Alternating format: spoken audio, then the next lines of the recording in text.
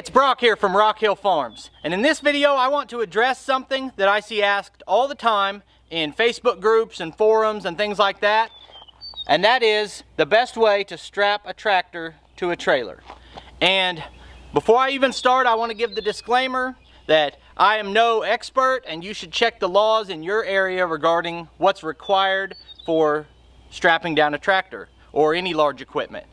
But I'm someone who transports my tractor several times a week, and so I've got a routine down and a system that works well for me.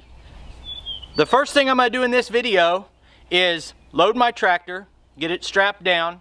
I'm going to time it and see how long it takes, because safety is the #1 concern, but how long it takes is also a factor. I'm not going to rush. I'm just going to do it the way I always would and see how long it takes. Before I start the timer, I'm going to give the standard YouTube disclaimer. It's very time consuming making these videos, so if you enjoy them, hit the like button, leave me a comment, subscribe to the channel. I do firewood, all types of working outdoors, tractor work, tractor modifications, stuff like that. So anyway, let's get started and see how long this takes.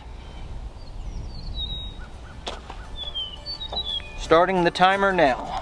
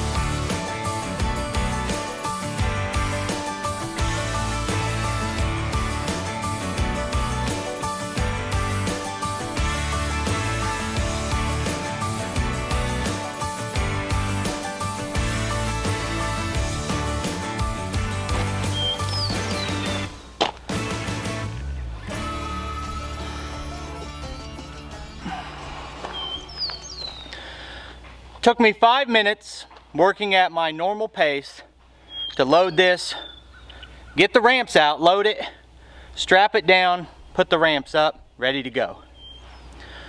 Now, like I said, speed isn't your #1 concern, but I certainly wouldn't want to spend 20 minutes every time. So first, let's talk about what I use and why I use it. So when I first started, I got a set of straps that had the wider bar across the top, and I got a set of chains. And I tried it both ways. I wasn't crazy about using the chains and the hassle involved and how heavy they were, and just wasn't a big fan of it. Overall, chains are probably the most secure way, but straps are just as strong as a chain unless you make a critical mistake, and I'll cover that in a minute. So I started with the wider hooks and switched to these because I find they're a lot more convenient. I originally started by wrapping the strap around the axle or another tie down point like that and bringing it back and ratcheting it down that way. And I found with my tractor there's plenty of better options where you don't have to wrap it around part of the tractor. I've got built-in places to put this style of hook. And if you don't, there are some manufacturers out there. I believe that Ken's bolt-on hooks has some, but there are companies out there that make attachments you can bolt onto your tractor that you can slip this hook through and make it easier. So if mine wasn't already set up with good connection points, I'd add those. So let me show you where I do hook up my straps. So right on the back of the tractor is a drawbar. Next to that drawbar is places look like made to hook a safety chain. I don't know if that's what they're there for, but that's what it looks like to me. So I just hook the loops through that and run it back to the rails on the trailer. The front has something that's just as simple. Under the weight bracket, there's another bracket attached to the frame that's got holes in it that is a perfect spot to attach a chain, or even easier, one of the hooks on these straps. So those spots that are already on the tractor are within about 4 feet of where I connect to the trailer. So I cut these straps down to about 6 foot long, and then I don't have a long flowing strap that I have to tie off every time. I just set it in the bucket or let it lay on the trailer in the back, and I don't ever have to mess with that extra on the straps. And these straps are the same for the front and the back, same length, so I don't have to keep track of which ones go where. I just have 4 identical straps. So you can buy straps that are just as strong in their weight rating as a chain. I mean, even a lot bigger than these. But this is a 4,000 pound strap. And I put a 4,000 pound strap in each direction on a tractor that weighs 3,000 pounds. The highest requirement I've ever seen is that you need a strap in all 4 directions, all 4 corners, that is rated for the full weight of the tractor. And depending on what attachments I have, each of these is rated for the weight of the tractor. It can be a little bit more if I have something like the backhoe or the stump grinder on the back. But for the most part, I feel like these are plenty strong enough, and their straps as strong as a chain, pulling in a straight line. The downside to using straps that you need to think about is this is super strong. 4,000 pounds you can pull unless there's something sharp right here, and then it's almost zero, right? If you cut the strap pretty easily and you lose any strength that you were supposed to have. So you want to make sure that you don't have this up against a sharp edge. You might have noticed that the one strap on this side in the front is a brand new strap.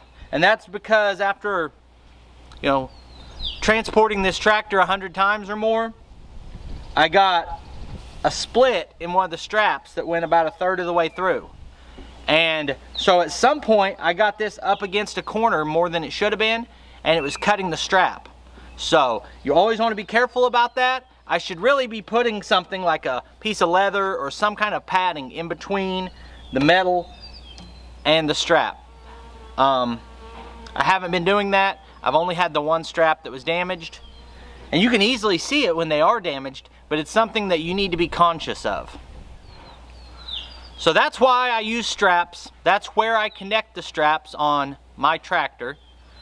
I might put a link in the description to some of the other options that you can bolt onto your tractor and put a hook through, because I know everyone won't have this exact setup. Now that I've covered how I strap my tractor down, I want to talk about a couple other important tips for loading the tractor onto a trailer. So if your tractor is in the weight range that mine is and you use a 1/2 ton truck, your truck can pull it. But when you load it, it can be too much weight on the back of the trailer, and the trailer can lift the truck off the ground and allow the whole setup to roll. So there's several things you can do about that. You saw that I put jack stands under the back, right under the ramps where the main load is. I put jack stands under the ramps on the steel frame of the trailer. And that doesn't let the back of the trailer drop, so the front of the trailer can't come up. The back of the truck doesn't lift. Kind of solves the problem. Haven't had any more issues since I did that. I also put the truck in 4-wheel drive, put the emergency brake on. Another option is just to chock your wheels. There is a limitation to that it still puts all that strain on your hitch, and I've heard people say that they've damaged a hitch by all that pressure, or they've had the trailer come off the hitch. So just something else to be mindful of. So it helps a lot if you just park on level ground. A truck's not going to roll nearly as easily on level ground. But I felt like this is fairly level spot, and this is where my rig tried to take off on me one of the first times I loaded, because I didn't have anything under the back of the trailer. Another thing a lot of people ask me is how big of a trailer they need. Well, I can't answer that because I don't know what your tractor is, but for this John Deere 2038R, probably a pretty standard size for a compact tractor. I have an 18-foot trailer. I can always fit a rear implement and a front implement, even if that's a brush hog and a grapple. The brush hog may hang off the back, but not too bad, and I never have to hang anything over the front. So I think an 18 foot is about your minimum length. If you have fold-up ramps on the back, then an 18 foot could be a problem with certain implement combinations. You might have to do like I do on the dump trailer and say put the bucket in the back of your truck. But outside of that, I find the 18-inch is sufficient, but bigger, you know, could be better if your truck can handle the weight of the trailer and all those sorts of things. So these are just things to be conscious of. This is how I do it. Might not work for everybody, but I appreciate you taking time to watch the video. Just a minute, you'll see links on the screen to a couple more of our videos, and I'll see you next time.